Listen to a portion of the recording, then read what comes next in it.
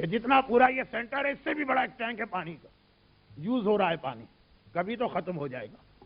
اور ایک بہت چھوٹا سا آپ نے ایک ٹینک بنایا، لیکن ڈائریکٹ اس کا کنیکشن سمندر کے پانی سے ملا دیا۔ اب یہ خود ٹینک بہت چھوٹا، اس کے اندر پانی بہت تھوڑا سا آتا ہے، مثلا 20 لیٹر آتا ہے، لیکن یہ کبھی خالی نہیں ہونے پائے گا، اس لیے کہ جیسے ہی پانی جاتا ہے کنیکشن اس کا سمندر سے ملا ہے، مسلسل پانی آتا رہے گا۔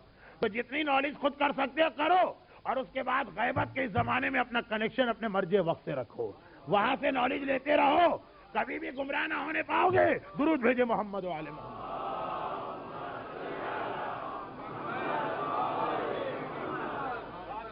لیکن اتنی نالج آدمی کے پاس ہونی چاہیے کہ صحیح اور غلط عالم کو پہچان سکے، کیونکہ یہ بھی اسی امام معصوم کی حدیث ہے، جس امام کی حدیث پر بیس کر کے ابھی آپ زیارت اربعین پڑھیں گے۔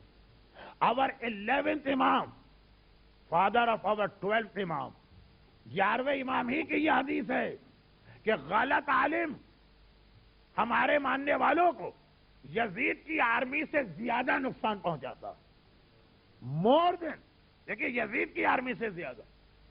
جو لوگ ہر چیز میں جذباتی اور ایموشنل ہو جاتے ہیں، چکرا گئے، مولا یہ کیسے ہو سکتا ہے، لشکر یزید اتنا ظلم کیا۔ 11ویں امام نے کہا میں ظلم کی بات نہیں کر رہا ہوں، میں نقصان کی بات کر رہا ہوں۔ آج تک لشکر یزید سے بڑا ظلم کسی نے نہیں کیا، لیکن بات ظلم کی نہیں ہے، ڈینجرس ہونے کی بات ہے۔ کہا مولا ہم نہیں سمجھے۔ کہا لشکر یزید نے جتنا بھی نقصان پہنچایا، مال لوٹا، جان لی، قیدی بنا، یہی کیا نا۔ اور غلط عالم تمہارا ایمان ختم کر کے چلا جائے گا۔ مال اور جان کا نقصان کوئی نقصان نہیں ہے، شہدائے راہ خدا زندہ ہیں، اللہ کے پاس سے رزق پاتے ہیں۔ نقصان ایمان کا ہے، تو کم از کم اتنا معلوم ہونا چاہیے۔ یہ ضروری نہیں ہے کہ جو آپ کو ممبر پہ نظر آ جائے، تقریر کرتا نظر آ جائے، ہو سکتا ہے ڈریس بھی علماء جیسا ہو، صحیح عالم بھی ہو۔ اسی لیے ہمارے یہاں کسی ان نون آدمی کی بات ماننا نہیں، پہلے اس کا پورا بیک گراؤنڈ آپ کو پتا ہو۔ مرجع بھی ہم اسی کو مانتے ہیں جس کا پورا ایک بیک گراؤنڈ ہوتا ہے۔ آیت اللہ سیستانی ہے تو ہم کو معلوم ہے کہ 1348 ہجرہ میں پیدا ہوئے تو 1425 تک کیسے زندگی گزری، کہاں علم حاصل کیا، حوضے میں کتنے سال سے ہیں، کیسا درس دیا، کتنے ان کے اسٹوڈنٹس۔ ایسا نہیں کہ ایک انون آدمی آیا اور کہا کہ یہ مرجع ہے، 50 آدمیوں کے نام آ گئے، آپ نے کہا یہ مرجع۔ تو یہ جو ایک بہت اہم مسئلہ اس واقعے کا مین تھیم کہ اتنا اویئر ہونا چاہیے کہ غلط عالم کے ہاتھ میں آدمی نہ پھنسے۔ اور اس کے لیے ایک بہترین انسٹیٹیوشن ہم کو دیا گیا عزاداری کا۔ آپ دیکھیے آپ کے پاس جتنی نالج اسپیشلی عقیدے کے بارے میں، اس میں زیادہ کنٹریبیوشن اس عزاداری اور ممبر اور مجلس کا۔ اور جب سے، جو اصل جملہ میرا، جب سے ہمارے یہاں عزاداری کی امپورٹنس کم کی جانے لگی ہے، یہ اسی وقت سے یہ پرابلم ہمارے یہاں بڑھتے جا رہے ہیں۔ ہر آدمی کنفیوز لگتا، یہ ایک مولانا نے یہ کہا اور دوسرے مولانا نے یہ کہا، ایک عالم نے یہ کہا اور ایک شیخ نے یہ کہا، ایک معلم نے یہ کہا دوسرے معلم نے یہ کہا، ایک برادر یہ اسپیچ کر کے گئے دوسرے برادر یہ اسپیچ کر رہے ہیں۔ یہ پرابلم کب سے بڑھنے لگے؟ جب سے ہمارا ممبر اور ہماری عزاداری اس کو اس طرح سے یوٹیلائز نہیں کیا جا رہا جس طرح ہمارے بزرگ یوٹیلائز کرتے تھے۔ وہ تو کبھی کنفیوز نہیں رہتے تھے، ان کے پاس تو کبھی یہ پرابلم نہیں ہوتے تھے جو آج ہمارے پاس آ رہے ہیں۔ ابھی تو جسٹ اسٹارٹنگ ہے۔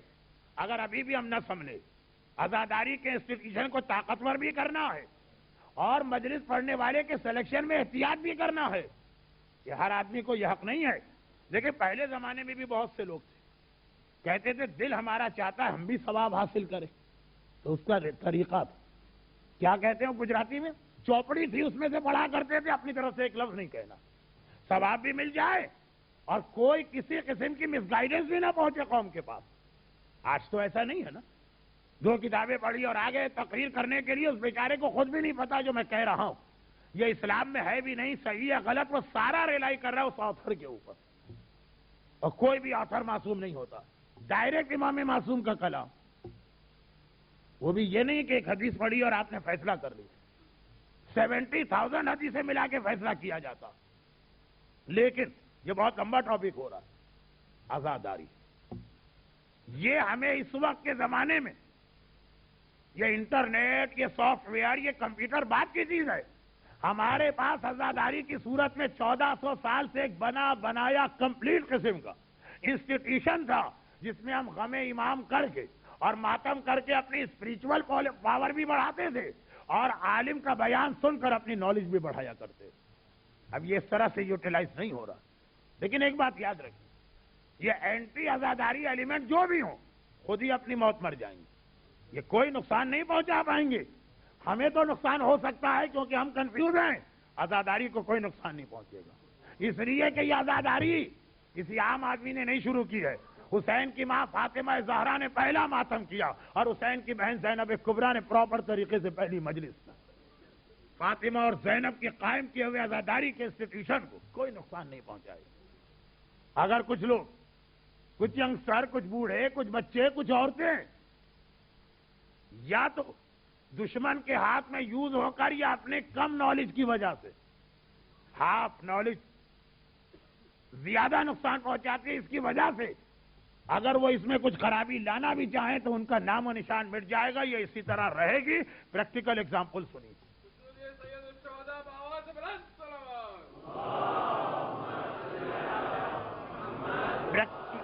پریکٹیکل ایگزامپل سنیے کرنٹ زمانے کی.